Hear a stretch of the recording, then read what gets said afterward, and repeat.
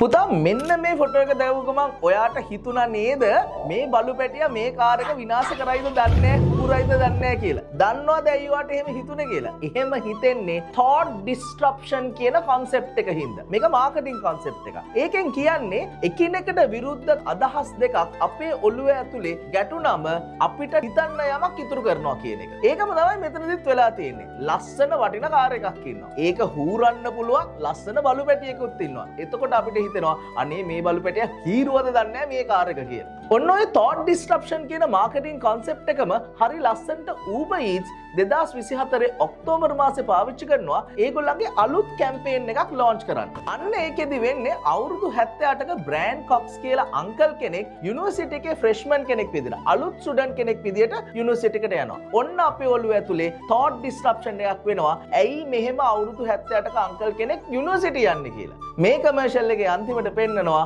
Uber Eats freshmanලට අලුත් ඩිස්කවුන්ට්ස් වගේක් launch කරලා තියෙනවා. ඒක හින්දා තමයි අවුරුදු 78 අංකලුත් ආපහු යුනිවර්සිටි ගිහිල්ලා තියෙන්නේ කියලා. මේ කැම්පේන් එක 2025 Emmy Awards වල best campaign of the year වෙනවා. පුතා මේ concept එක මතක තියාගන්න. කවදා හරි දවසක ඔයා business කරනකොට මේක ඔයාට පාවිච්චි කරන්න පුළුවන් ඔයාගේ advertising වලට.